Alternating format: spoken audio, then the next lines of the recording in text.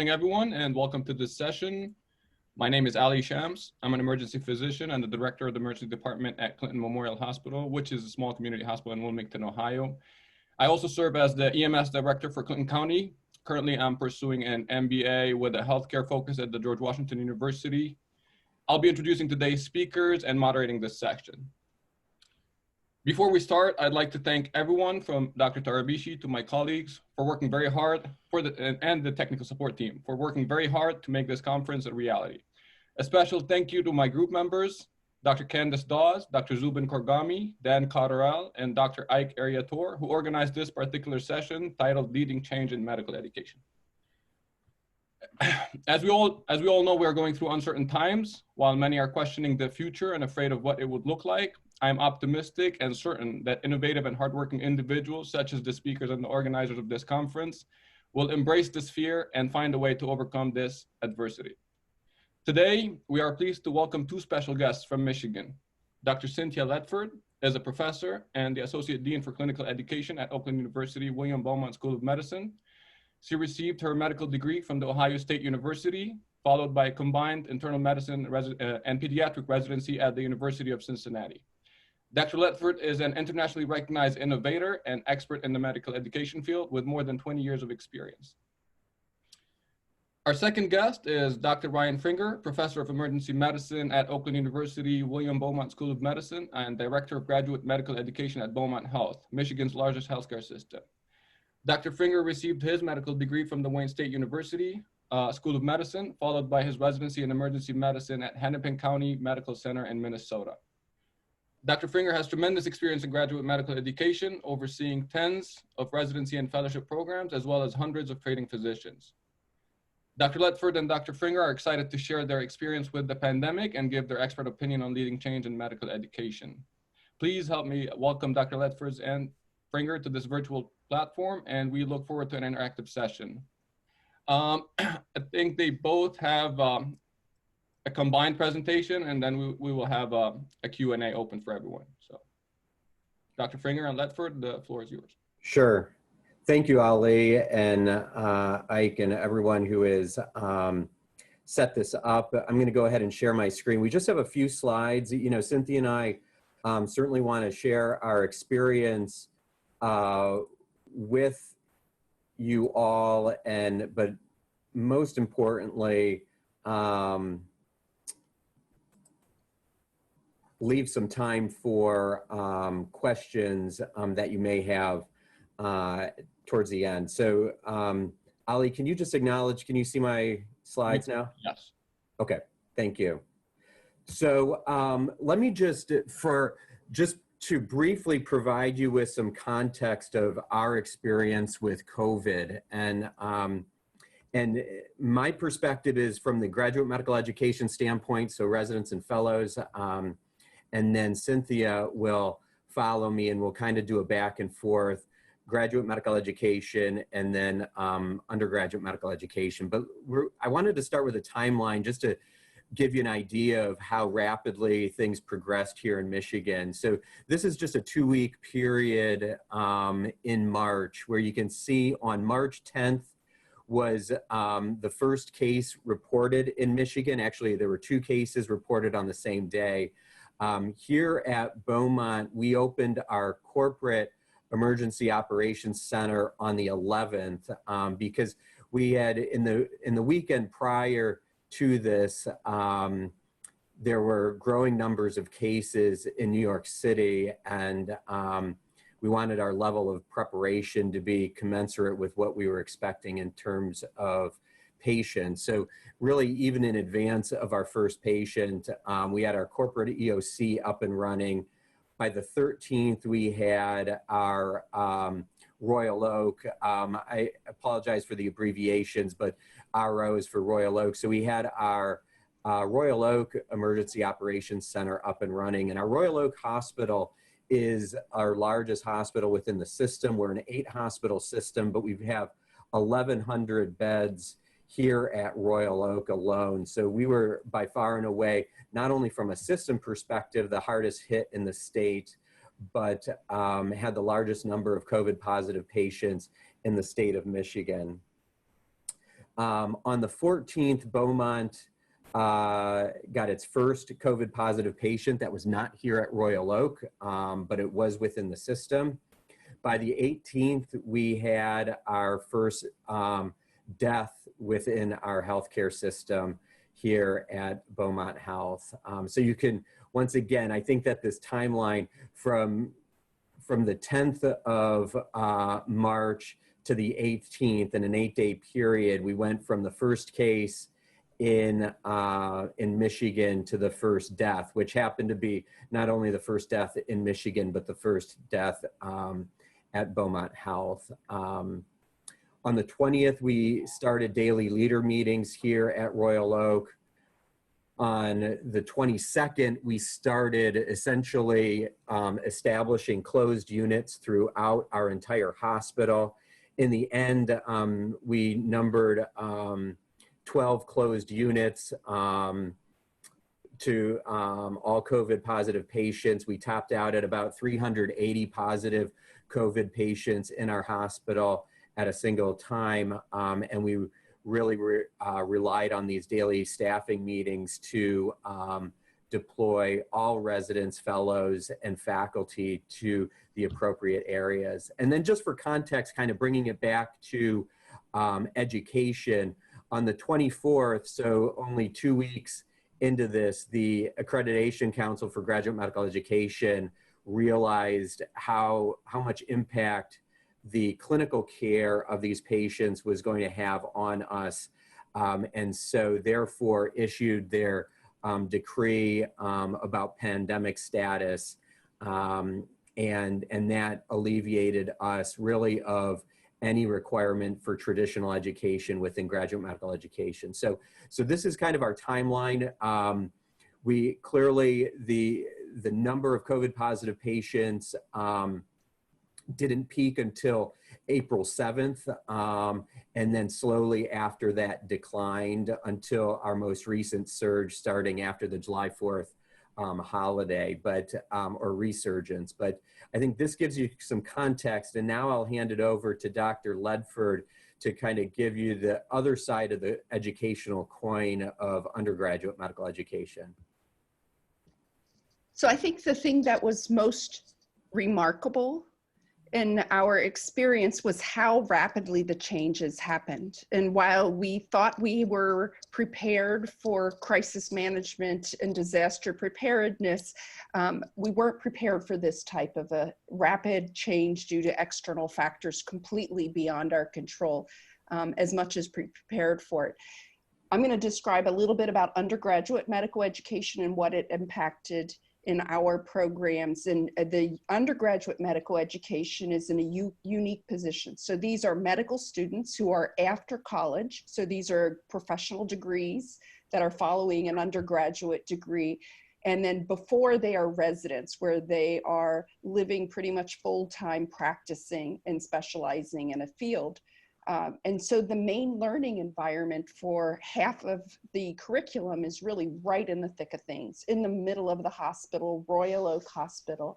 And looking back, though, the things that change, and you can see the same timeline, in the early March is when all these changes happened, and it was very rapid changes. We went from an educational system in which most of our junior and senior students were spending 55 hours a week in clinical settings alongside the residents and graduate medical education.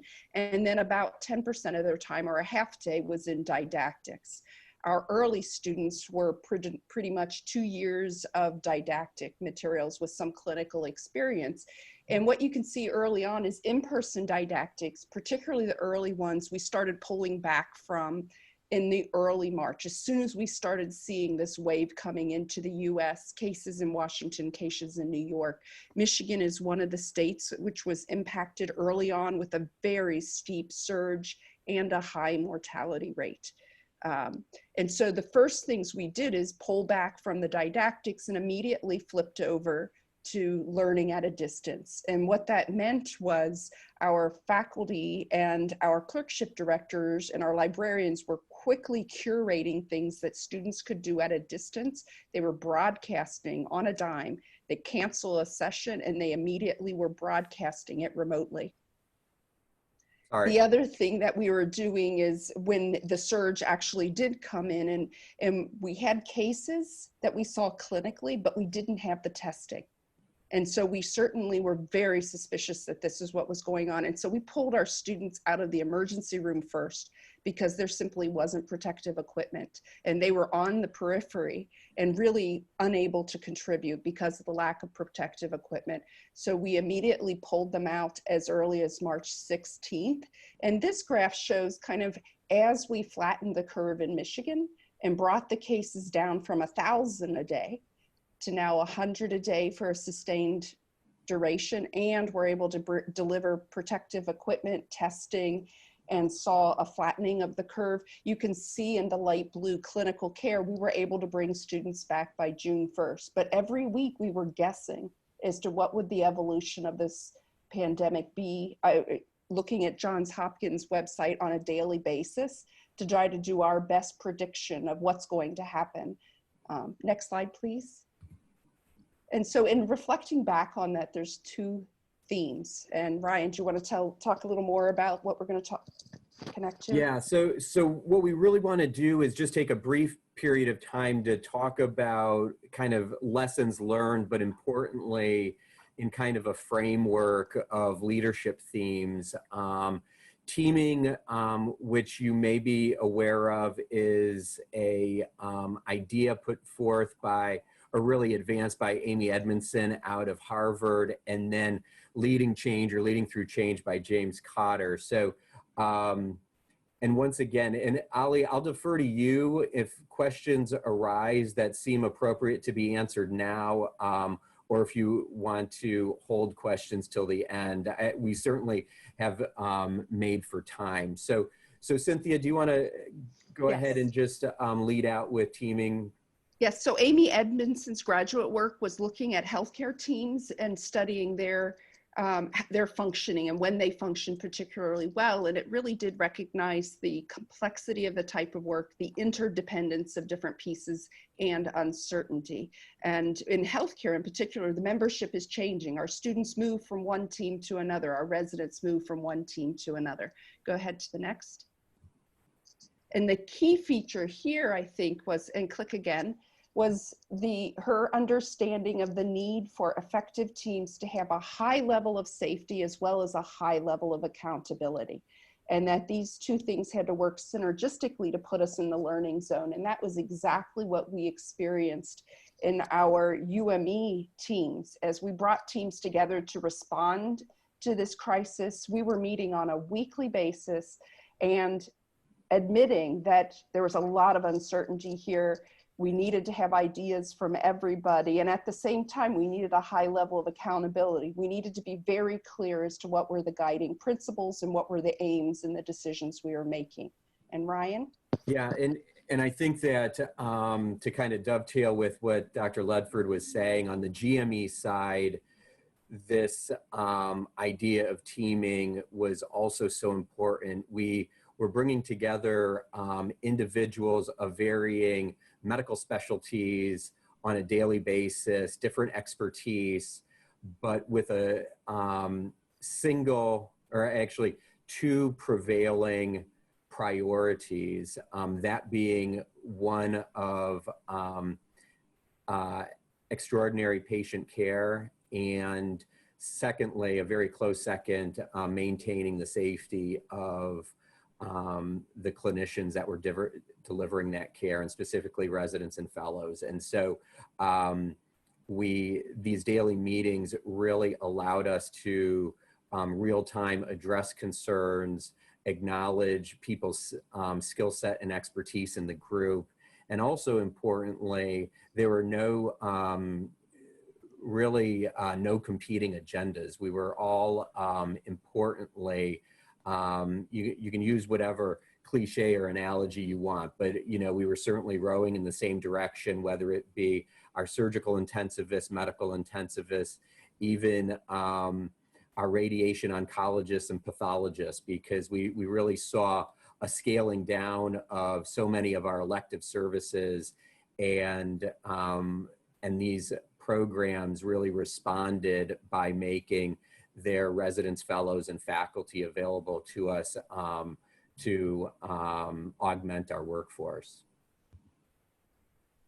And so as we came together, the key things that we saw were really the effective leadership teams. We're clear on the goals, and our goals were to prioritize the health and safety of patients, then the community, and then the safety of our students too. And there was an excellent question about what about students' involvement in community service, and that when they went into remote learning, before they could return as contributing members of the healthcare team, one of the things that we saw was really an explosion of opportunities for our students, since they were removed from that environment, to contribute in different ways, whether it was addressing food insecurity and some of the economic impacts, as well as creating a new concept of the OUWB tele-student, who was able to help in the inpatient setting by remotely gathering history using video and telephone. So they were still part of the healthcare team as volunteers,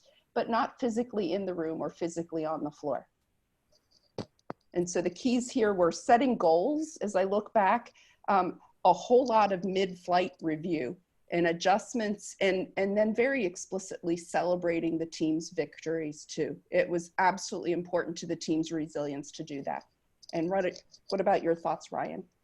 Yeah, I agree. And I think that these guidelines or behaviors really kind of set a framework from within which we were working. And just to highlight, you know, letter E, or tolerate good faith mistakes. We, you know, not every decision, and far from every decision, was either universally accepted or universally effective. And so, and we acknowledged those, we documented those, we kept meticulous records, and then consulted the group and moved forward. And I think that that was a mainstay of our success and our approach. The other part is really recognizing the fact that in our usual state, we tended to be in our own silos. And as we entered this and really all aligned around the same priorities, we developed more networking. And go ahead, go to the other slide. And this is Brian Uzzi's theory, which really recognizes that the importance of not staying in your own silo and working within groups. And we certainly see this in politics and social media, where you're only talking to a narrow group of people or a narrow group of perspectives. And some of the greatest successes we saw was actually working with our Emergency Operations Center in terms of what is the additional education we need around the pandemic, and how do we bring students back in reentry, working with Ryan and the GME programs to align our efforts and understand our needs, both our different needs as well as mutual needs. So just to close out, I think probably a lot of folks are familiar with Cotter's work around leading change, and you can see here are the kind of 8 tenets of his leadership model. We certainly didn't need to establish a sense of urgency. That was kind of done for us.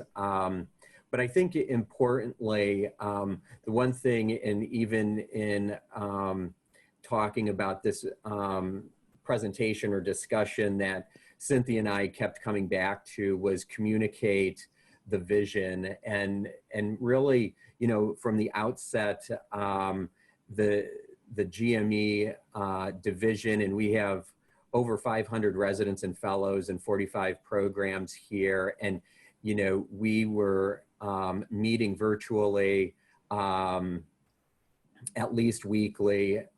Early on, it was nearly daily. Many announcements going out, and you really, I think, it seems somewhat elementary at this point, but you know, the level of communication is really so important in getting out ahead of one of these one of these situations, and hopefully we won't have to endure another pandemic, but certainly there will be another crisis down the road. Cynthia, do you have anything to add with regarding, yeah, go ahead. Yeah, and I agree. I think the urgency was there and we all felt it. And so there really didn't need to be an effort on that part. Within the first week, though, the next two steps in managing change, the creating the vision, and then really having that powerful guiding coalition. The medical education senior leadership through the AAMC was meeting on a weekly basis. We also had 3 times a week leadership meetings at the medical school. I also had disaster planning with my core clinical education leaders too. So that powerful guiding coalition, there were several networked ones that really helped communicating the vision to students, regular communication, as well as the entire team. And then I think the other important thing is empowering others to act. And that included the students taking the lead on some of the community service areas. That included our phenomenal pathology department in developing tests and keeping us informed as to how our students could contribute to the research efforts going on that we absolutely needed to conduct to know what was the best practices moving forward. And the last 2 here, I think we're still working on. That's to come. Right, right. So that's kind of a whirlwind tour through our experience, specifically from a medical education standpoint in dealing with this crisis, and kind of then framing some of our lessons learned in leadership theory. So, you know, at this point, we'd certainly like to open it up to questions and invite you to submit, and then Ali will call on us as needed. Thank you, Cynthia, and thank you, Ryan. I think there are questions already. You know, I think the audience have been really stimulated with your beautiful tag team presentation. I'm going to read out the first question, and any of you can take it. And if the moderators also want to come in, that's fine. The first question said, what are educators doing to create experiences for students who are assigned to inpatient or outpatient rotations? Has volunteering or community service increased to serve as support services? What's your institution doing about that? You know, I'll take the first question first. What we had done in pulling our students out of those clinical assignments, we were committed to continuing their education. And in fact, for our senior students, they were in the last 6 weeks of their medical school before graduation. And the last thing we wanted to do was delay their graduation and entry into the workforce as interns.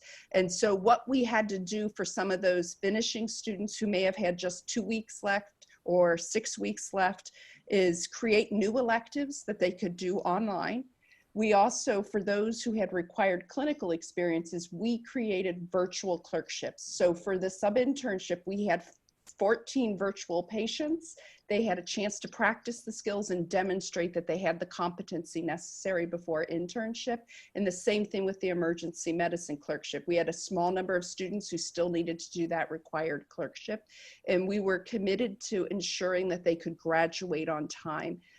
Third-year students we pulled out and then were able to bring back in a modified way that really focused on giving them the opportunity to demonstrate that they mastered the competencies for the clerkship, even if they only had a shorter time in those clinical settings.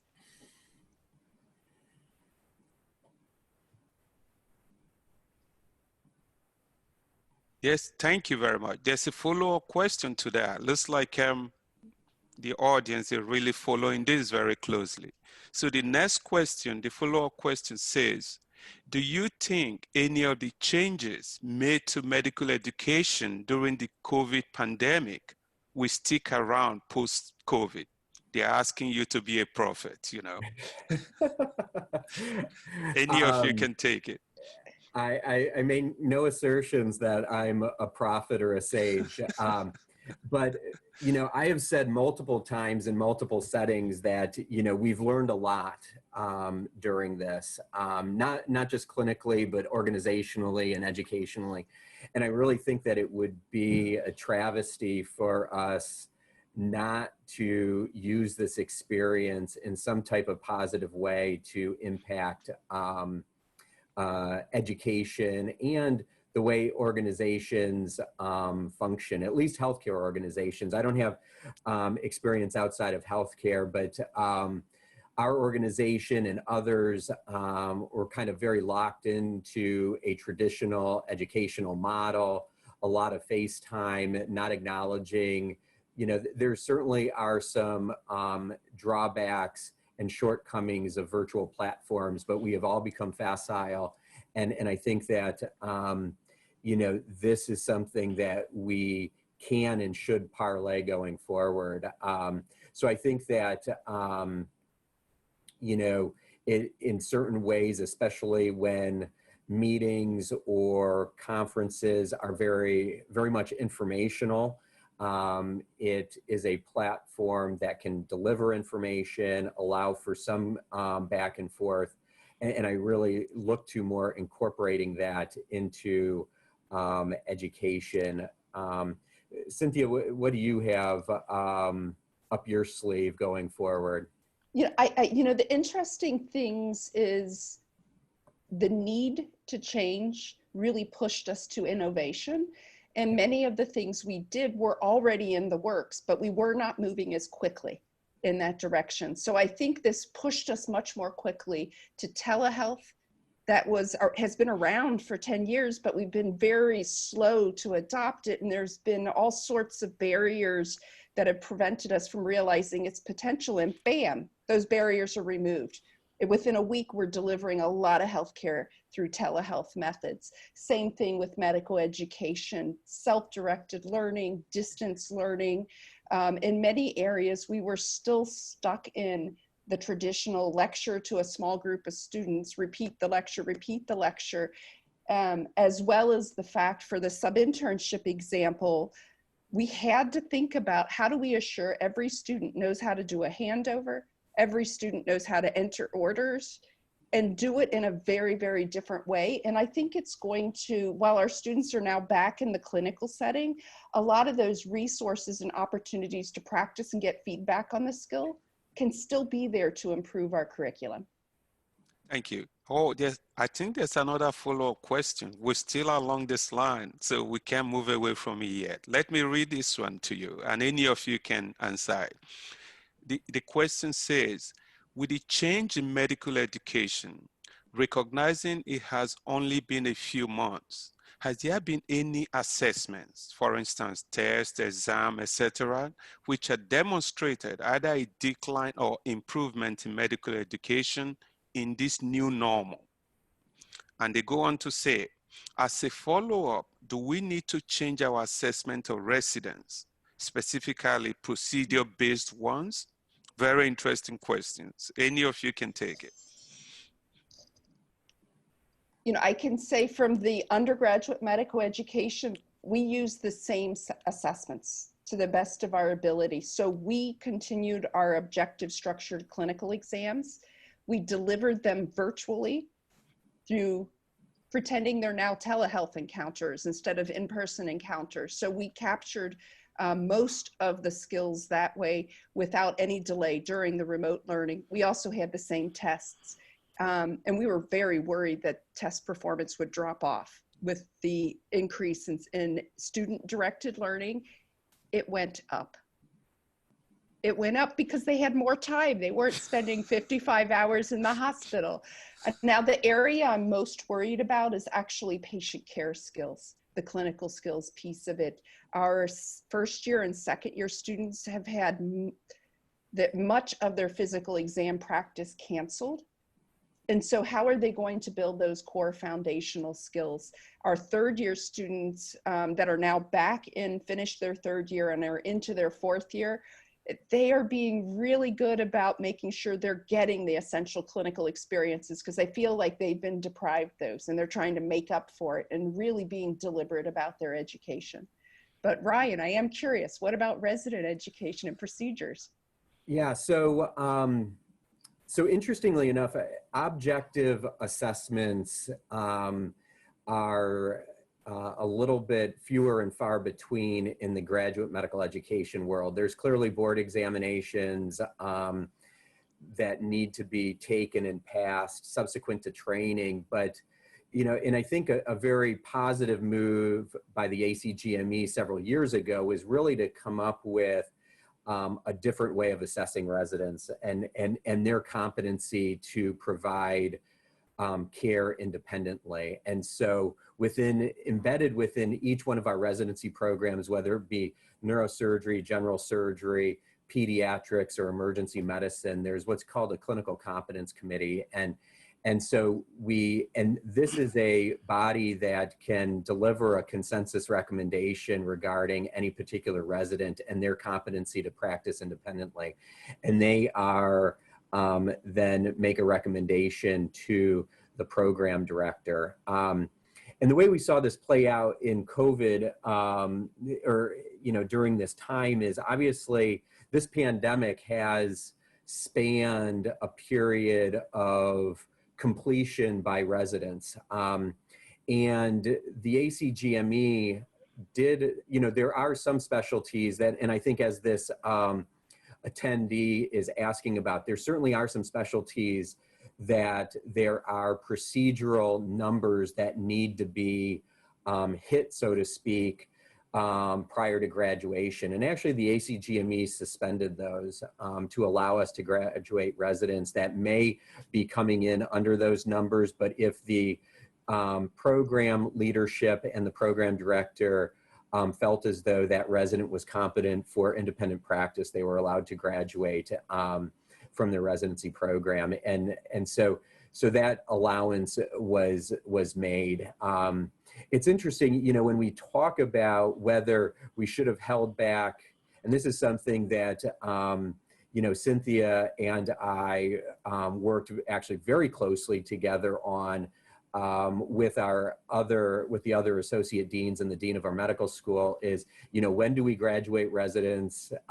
When do we graduate medical students? Because it may not be readily apparent, and it wasn't even readily apparent to me, the downstream impact of not graduating a class of students on time or not graduating a class of residents on time. And we certainly don't want to be cavalier in making these judgments, but if we didn't have medical students being graduated by their medical schools, then populating our incoming residency classes, we would have lost not only a large group of learners, but these are people who a large portion of their education is wrapped up in delivering great care to our patients. And so all of these things are linked. And I think a great example of that is, we did delay the recruitment cycle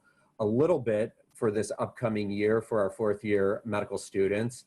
But, match day is not changed because, every year thousands of new doctors graduate from medical school, and we need to be able to get them onboarded into our hospital systems.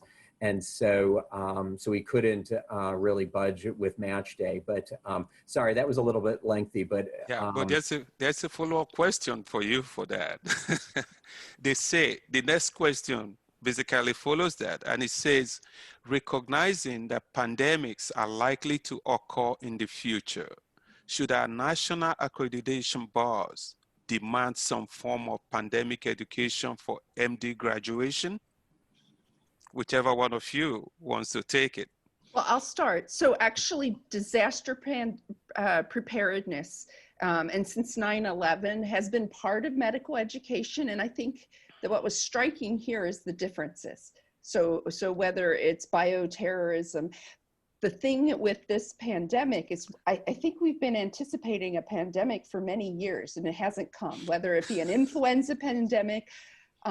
We went through fears about Ebola and fears about SARS-1, right? but it never fully spread to the US to the extent that we're experiencing right now. So yes, I think there's already a call that physicians need to be better prepared for this. I think the greatest failings that I saw wasn't necessarily in the reaction and knowledge or skills of the physicians, it was the system. It was really looking at how interdependent our entire economic and supply chain is. And so I don't know how to make more protective equipment. I'm glad the pathologists know how to create tests. And they did a phenomenal job coming up with tests very quickly. And Beaumont's pathology group was one of the early local ones we were able to use once the CDC allowed outside testing. But those pieces of it, I think we need to look broader at our systems-based practices too. Brian, what are your thoughts? I think we got 2 more questions. Maybe Okay, Ryan could take the next one. Let's see sure. if we can get through them. We have like maybe 3 or 4 minutes left. The next question basically follows that. And it says, are there any existing resources that you would recommend for organizations who are struggling with medical education during the pandemic? Yeah, and I think, and Cynthia has been a great resource for me even in doing this. And in that, I think there is a lot of existing content out there in the universe that we can and should be tapping into. So what I would say for health systems that may be seeing a resurgence or maybe their first surge, and all of their medical students and a lot of their residents and fellows are sitting at home, kind of waiting to be redeployed. You know, there are a lot of online resources, and Cynthia's always used the term curating. And so with a little bit of tech expertise and guidance within whatever specialty or domain, even leadership, even, you know, resources like we're producing right now, you know, are being archived, and I think can really inform other health systems' response to this pandemic and or other disasters, natural or otherwise. Cynthia, do you have anything to add? Yeah, I think curating and also collaborating too. So if you're struggling with it as a teaching hospital, so is every other teaching hospital. So what can you do to work together to meet the needs and share resources? Because that's going to be much easier than trying to resolve it individually. Yeah. We do thank you very much for those beautiful and concise answers. We still have more questions, but in the interest of time, I think I'm going to let Ali, my colleague, I'm going to let him summarize. If we did not get to your question, if you want to email it, we can send it to the speakers and they can give us a response, which we can send directly to you. We thank you for such beautiful questions. Ali, do you want to summarize? Because I think we are, I mean, yes. Yes, there's a lot to summarize, but I think that was a very informative session. Thank you, Dr. Ledford. Thank you, Dr. Fringer and Ike for helping moderate this session. This was very informative, and it's going to help a lot of other physicians and leaderships in medical education do their part of changes in their institutions moving forward. Many states are just witnessing their first surge, like you said, and would definitely need any help that they can and advice. So thank you so much. We're very short on time. I think we ran out of time. So to keep things on track for the conference, thank you all for joining. And if you have any questions, just email them to us and we'll be happy to forward them to the speakers.